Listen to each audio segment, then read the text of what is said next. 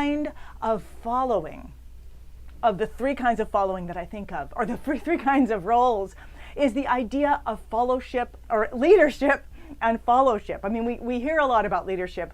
We may not hear as much about fellowship, but they go together. And I first learned about them, I learned about them from him, but before that, I learned about them in gym class. Because in gym class, I was taught something that I now know is called contact improv. And it was, I had a partner with me, and the first thing we had to do was the teacher said, okay, I want you to put your hands up, and you guys can do this with me right now on the screen, and I want you to follow each other. So Lori was my partner, and she said, okay, person A, so I was person A, you move, and person B follow you. And so Lori would follow me and do whatever I did with my hand. She said, you must move slowly enough that the person can follow you, because leadership is about making it clear what you're doing so people can follow you. Then she had us switch, and I followed Lori. And then at a certain point she said, okay, now follow each other. And we were able to do that. So one of the things that I learned was, in leadership, you have to make it clear what you are leading people for. They can't follow you if they don't know what's clear. That following is a beautiful thing to do. It's very exciting to do, and that you can switch back and forth. And I got this idea of the beauty of switching back and forth when I started playing jazz, and I started realizing there were these roles, which I'm going to show you a little more about in a second. I began to and that they switch in jazz. You can switch them at certain points. I found this so beautiful, to get to have the role of the leader and then the follower, and switch back and forth.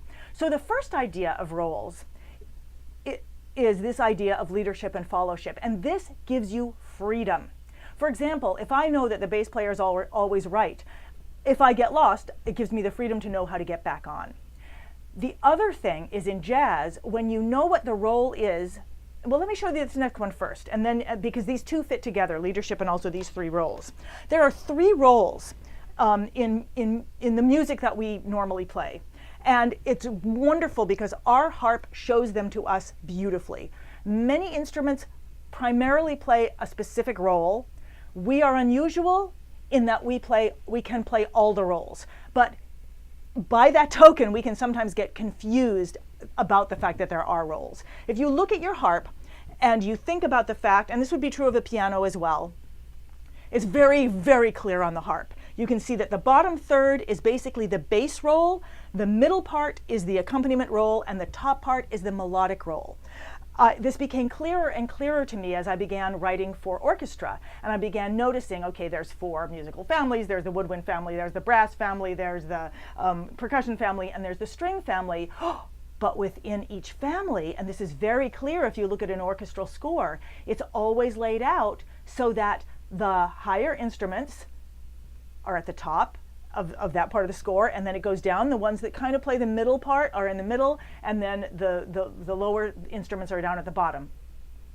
It's not true of the French horns, but just ignore that. There's always got to be some exception. All right, enough of that. So what I started to realize was these three roles. There are three roles: bass, accompaniment, and melody.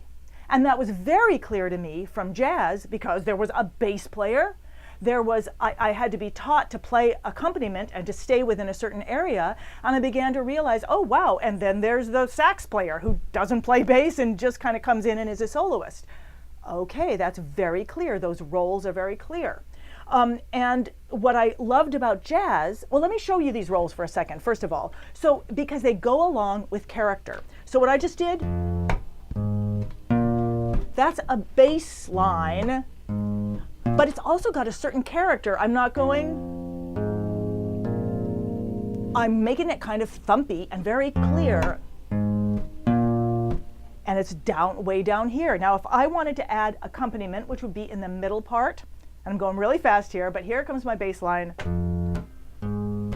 I would probably,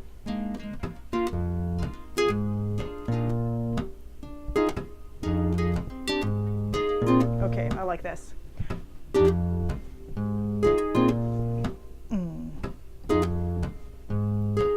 I'm going to add that.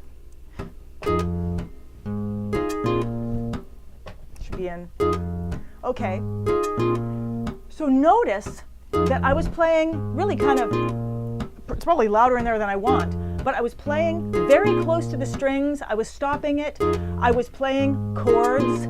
That's the accompaniment. That's the character of the accompaniment. I'm playing it in the accompaniment area. It's got the character of accompaniment. It adds harmony. It goes along with the bass. Now watch what I do if I play the melody.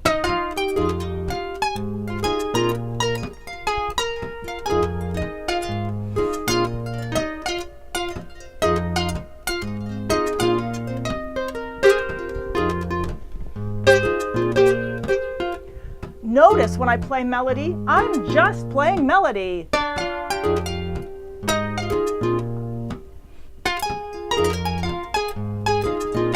That was really hard for me to do at first because I was like, I have the whole harp, I'm just up here, what am I doing?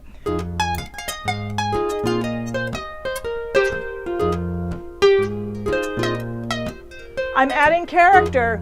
I mean, it's all got character. So you can see, whoa, I could add that, it's kind of cool.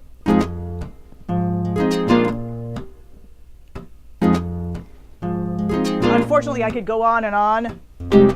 So, not unfortunately, but fortunately. So those were the roles, the bass role, the accompaniment role, and the melodic role.